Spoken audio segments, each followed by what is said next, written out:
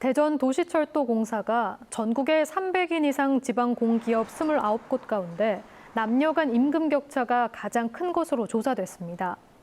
국회 행정안전위원회 소속 이은주 의원은 지난해 기준 전국 300인 이상 지방 공기업의 성별 임금 격차를 조사한 결과 대전도시철도공사는 남성 중위임금이 연간 7천만 원인 반면 여성 중위임금은 연간 2,900여만 원으로 격차가 가장 컸다고 밝혔습니다.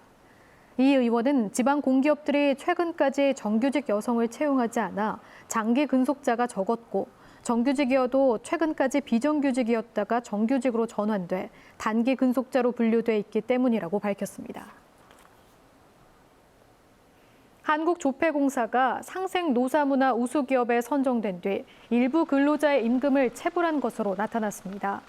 국회 환경노동위원회 소속 장철민 의원이 고용노동부에서 제출받은 자료를 보면 조폐공사는 노사문화 우수기업으로 선정되고 3개월 뒤인 지난해 10월 기간제 근로자 등에게 휴업수당 등을 제대로 지급하지 않은 사실이 확인됐습니다. 장 의원은 우수기업 선정 이후 노동관계법을 위반해도 선정이 취소 처분되지 않았다며 위반 사실이 확인되면 원스트라이크 아웃제로 우수기업 선정을 취소해야 한다고 주장했습니다.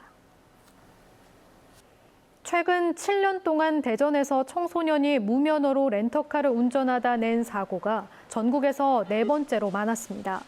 국회 정무위 소속 윤관석 의원이 도로교통공단에서 제출받은 자료를 보면 지난 2014년부터 지난해까지 대전에서 발생한 사고는 모두 48건이었습니다.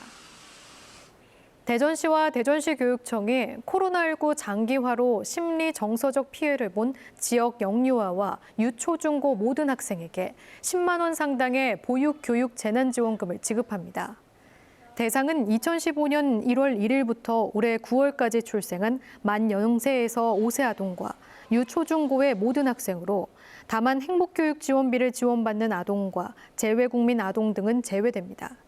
유초중고 학생들은 별도의 신청 절차 없이 선불카드인 대전 행복교육카드를 통해 지급되고 0세에서 5세 아동은 기존 아동수당 계좌로 입금됩니다.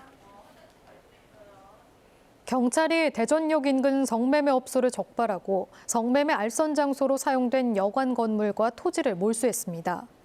대전경찰청 광역풍속수사팀은 지난 5월 대전역 인근에서 성매매와 성매매를 알선한 혐의로 업주와 종사자 20여 명을 불구속 입건한 데 이어 최근 범행 장소로 사용된 지상 4층 규모의 여관 건물과 토지 200여 제곱미터를 기소 전 몰수했다고 밝혔습니다. 경찰은 불구속 입건한 성매매 업주와 종사자를 검찰에 송치할 예정입니다. 대전시가 이달 한 달 동안 한밭 종합운동장 관련 자료를 기증받습니다.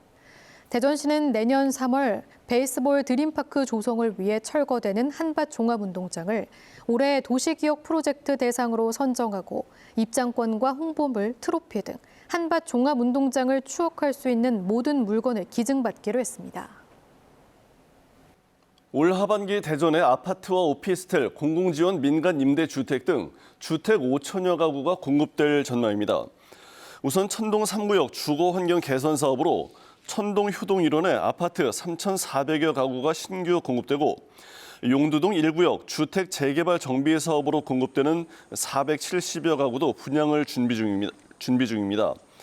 또 위성구 용계동의 308실 규모의 오피스텔과 하카지구의 600여 가구 규모의 공공지원 민간 임대주택도 공급될 예정입니다.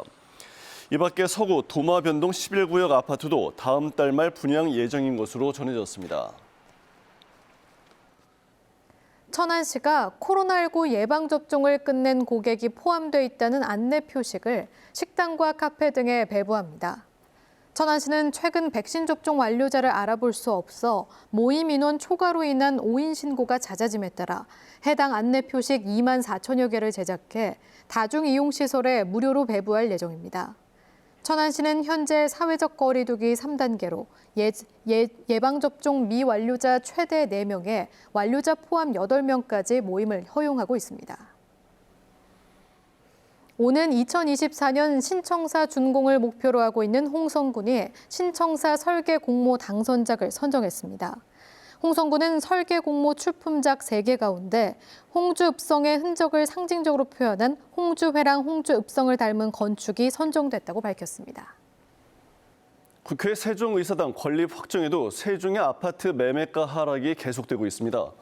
한국부동산원이 발표한 10월 첫째 주 아파트 매매가 동향을 보면 세종은 전주 대비 0.02% 하락하며 전국에서 유일하게 매매가가 떨어졌습니다.